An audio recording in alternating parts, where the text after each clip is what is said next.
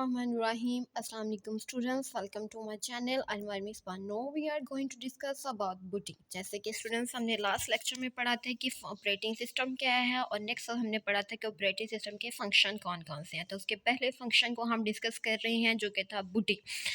देखिए student, booting होता है जिसके अंदर हम अपने कंप्यूटर को स्टार्ट का प्रोसीजर देते हैं। जैसे ही हम अपने कंप्यूटर को स्टार्ट करते हैं तो फ़ौरन से हमारे ऑपरेटिंग सिस्टम जो होता है वो हमारे सिस्टम को ऑन करता है। वो किस प्रोसीजर से ऑन करता है, आज हम वो देखेंगे कि वो किस तरह से ऑन होता है। बूटिंग इन फैक्ट में एक ऐसा प्रोसेस होता है जो कि लोड करता है कि आपकी ऑपरेटिंग सिस्टम को from secondary memory to RAM.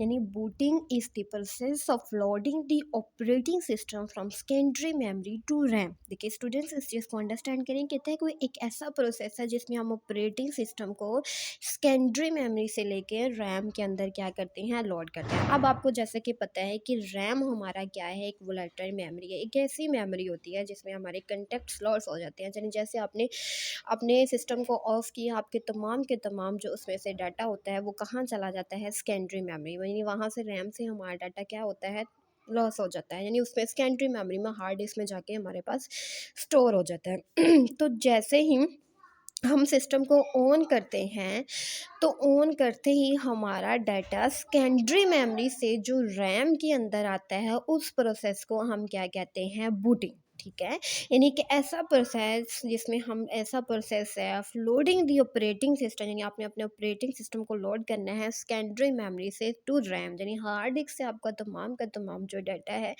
वो रैम पे आ जाए। आपको पता है रैम हमारी वर्किंग मेमोरी होती है और ऑपरेटिंग सिस्टम तमाम इन वर्किंग मेमोरीज को मैनेज कर रहा होता है। तो जैसे ही वो हमारा वो डाटा वर्किंग मेमोरी पे आता है तो हम काम अपना स्टार्ट कर देते हैं।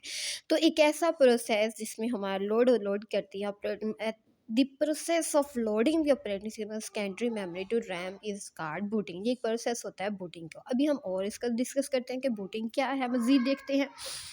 देखिए सबसे पहले कंप्लीट बूटिंग प्रोसेस में हमारे पास switch on your computer system. आप आपने अपने सिस्टम को ऑन किया, ठीक है। जैसे ही आपने अपने सिस्टम को ऑन किया उसके अंदर हमारे पास होता है switch mode power supply. SMS stand for switch mode power supply, जो कि कन्वर्ट कर देता है हमारे गर्म मोड को फ्रॉम AC टू DC, यानी कंपैटिबल फॉर्म में उसको ले आता है। यानी स्विच मोड पावर सप्लाई से हमारा जो सिस्टम का जो करंट फॉर्म है वो AC से DC की तरफ मूव कर जाता है, कंपैटिबल फॉर्म में हमारा आ जाता है। Power will be supply to the motherboard and all the devices. अब जैसे ही हमारी स्विच मोड पावर सप्लाई से कंपैटिबल फॉर्म में हमने उसको किया और उससे वहाँ से हमारी जो पावर है वो सप्लाई किसकी तरफ हो रही है, मदरबोर्ड की तरफ और दूसरी डिवाइसेस की तरफ। यानी स्विच मोड पावर सप्लाई में हम उसको सप्लाई कर रहे होते हैं। यानी हमारा जो सिग्नल्स है किसकी तरफ जा रहे हैं, मदरबोर्ड की तरफ जा रहे हैं और दूसरी डिवाइसेस। अब देखें हमारे सिस्टम यूनिट के अंदर हमारा मदरबोर्ड होता है, उसके अंदर हम उसको मदरबोर्ड को चेक करते हैं और डिवाइसेस को चेक करते हैं कि आया यहाँ पे सिग्नल्स जा रहे हैं या नहीं। स्विच मोड पावर सप्लाई का यही एक मेजर काम है। यानी वो की वजह से हमारा, आपको पता जैसे सिस्टम को हम ऑन करते हैं हमारे पास जो सिग्नल्स हैं वो सबसे पहले मॉनिटर के पास और CPU के पास जाते हैं, ठीक है।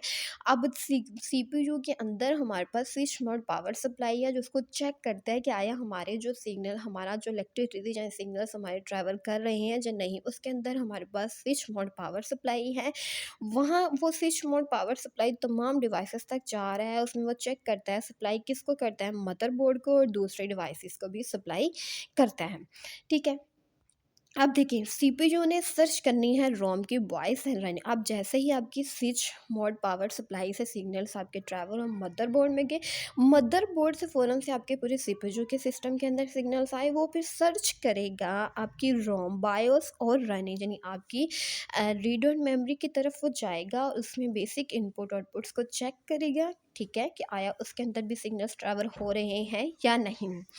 देखिए फर्स्ट ऑफ ऑल अब रोम क्या करेगा, उसके अंदर उसके पास पोस्ट प्रोसेस होता है, ठीक है, पावर ऑन सेल्फ टेस्टिंग, ठीक है। वो पावर ऑन सेल्फ टेस्टिंग करेगा, will be execute to check BIOS and run all the devices. वो इसलिए चेक करेगा कि तमाम जो पावर ऑन सेल्फ टेस्टिंग ऐसा पर जिसमें वो तमाम चेक करेगा कि आया VGA केबल में आप पर आपके सिग्नल्स ट्रैवल कर रहे हैं, वहाँ पे कोई इशू तो नहीं है, आपकी फीचर्स में कोई इश्यूज़ तो नहीं है। ये पावर और सेल्फ टेस्टिंग कौन करेगा? रोम, यानी उस वो सब इन चीज़ों को चेक करेगा और देन फिर वो उसको विल बी एग्जीक्यूट कर देगा, चेकिंग बायोस सेटिंग की तरफ और तमाम डिवाइसेस की तरफ उसको चेक करेगा कि आया इसके अंदर हमारे कोई इश्यूज़ तो नहीं है, कोई प्रॉब्लम तो नहीं है, तमाम की तमाम सेटिंग सही है या नहीं है, उसको चेक करेंगे। पावर और सेल्फ टेस्टिंग, तो ये आपका क्या है? Post process. फिर क्या होगा? BIOS will check the display unit, display the configuration, यानी बेसिक इनपुट आउटपुट ये क्या करेंगे कि आपके चेक करेंगे डिस्प्ले यूनिट को और डिस्प्ले कर देंगे, यानी हम कन्फिग्रेशन यूनिट के डिस्प्ले यूनिट के ज़रिए हम इनके तमाम को डिस्प्ले कर देंगे और कन्फिगर कर देंगे तमाम डाटा को कि आया भी हमारे सिग्नल्स प्रॉपर ट्रैवल कर रहे हैं। पोस्ट प्रोसेस भी हो गया है। अब रोम ने क्या करना है? बायोस की तरफ जाना है और वहाँ पे उसको चेक करने के बाद डिस्प्ले यूनिट को चेक करना और डिस्प्ले कर देना आपकी कन्फिग्रेशंस। इसी तरह वो क्या करेगा? After the BIOS will search the first target drive, यानी वो इसको चेक करने के बाद टारगेट ड्राइव बनाएगा, यानी टारगेट ड्राइव होगा जिसके अंदर आपका ऑपरेटिंग सिस्टम पड़ा हुआ होगा, यानी target pen drive, CD drive, जिसमें भी आपका ऑपरेटिंग सिस्टम पड़ा होगा। उसके बायोस के बाद वो उसको चेक करेगा कि आपका ऑपरेटिंग सिस्टम कहाँ पे पड़ा हुआ है। ठीक है। उसके बाद BIOS will start the loading of operating system from target drive to RAM, यानी वो क्या करेगा? इस बायोस के बाद वो क्या करेगा? आपका जो ऑपरेटिंग सिस्टम जो टारगेट डिवाइस में पड़ा हुआ, जैसे पेन ड्राइव में, जैसे सीडी ड्राइव में, या किसी भी ड्राइव में आपका पड़ा हुआ, वहाँ से वो उसको ऑपरेटिंग सिस्टम को टारगेट ड्राइव को लेकर कहाँ पे ले जाएगा? रैम के अंदर। ठीक है। यानी loading operating system from target drive to RAM, तो वो रैम की तरफ आपका क्या आ जाएगा? ऑपरेटिंग सिस्टम मूव कर जाएगा। फिर क्या होगा? Finally OS will take the control, जैसे ही आपने वो ऑपरेटिंग सिस्टम को रैम की तरफ लेगा तो हमारा वो प्रोसेस जिसमें हम अपनी सेकेंडरी मेमोरी से, यानी अपनी सेकेंडरी डिवाइसेस से हार्ड डिस्क से डाटा अपनी रैम की तरफ लेकर आते हैं, वो प्रोसेस होता है बूटिंग का। तो जैसे ही अब आपका प्रोसेस कंप्लीट हुआ तो finally operating system will take the control, तो तमाम कंट्रोल आपका किसके पास चला जाएगा? ऑपरेटिंग सिस्टम के पास, क्योंकि ऑपरेटिंग सिस्टम ही हमारे तमाम डिवाइसेस को मैनेज करता है, उनको चेक करता है, प्रोसेसिंग में, मेमोरी मैनेजमेंट, हर चीज़ में उसको क्या करता है? चेक करता है। तो वो जैसे ही आपकी ऑपरेटिंग सिस्टम रैम की तरफ आएगा तो वो तमाम का तमाम कंट्रोल आपकी किसकी तरफ आ जाएगा? ऑपरेटिंग सिस्टम्स का तमाम कंट्रोल ले लेगी। बात वही आ गई जो हमने प्रोसीजर्स आपको सारा बता दिया कि कैसा प्रोसेस जिसमें हम अपनी सेकेंडरी डिवाइसेस से ऑपरेटिंग सिस्टम को लेकर रैम की तरफ लोड कर देते हैं, तो वो आपका प्रोसीजर होता है बूटिंग का। यानी जैसे स्विच ऑन कंप्यूटर किया वैसे ही आपके तमाम का तमाम ऑपरेटिंग सिस्टम आपकी रैम में एक्टिव मेमोरी में आ चुका होता है और वहीं से वर्किंग शुरू हो जाती है। तमाम का तमाम आपका कंट्रोल किसके पास आ गया? ऑपरेटिंग सिस्टम के साथ। तो आपको बताती चलूँ कि हमारे पास जो बूटिंग है वी दो तरह की होती हैं। एक होती है कोल्ड बूटिंग, जिसे कहते हैं सॉफ्ट बूटिंग। ठीक है। एक होती है वार्म बूटिंग, जिसे कहते हैं हार्ड बूटिंग। कोल्ड बूटिंग का मतलब ये है कि आपने सिस्टम को ऑन किया, आपका सिस्टम इजीली ऑन हो गया। ठीक है। यानी ऑपरेटिंग सिस्टम आपका फ़ोन से रन करना होगा, वो आपका सॉफ्ट बूटिंग होता है।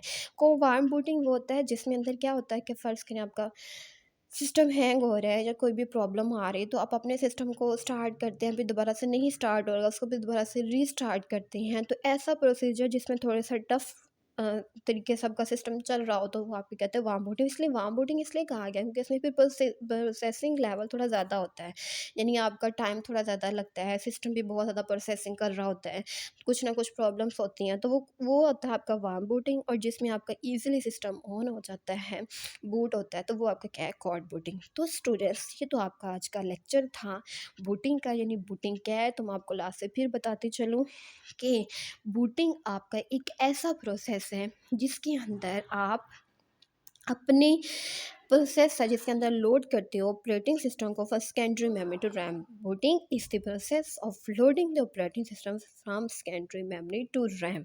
तो ये आपका आज का लेक्चर था बूटिंग का। होप सो आपको समझ आ गया हुआ। Thank you so much. हम अपने नेक्स्ट लेक्चर में इसका नेक्स्ट जो फंक्शन है ऑपरेटिंग सिस्टम उसको डिस्कस करेंगे। होप सो आपको मेरा लेक्चर पसंद आएगा और मेरे चैनल को सब्सक्राइब करना मत भूलिएगा। Thank you so much. अल्लाह हाफिज़।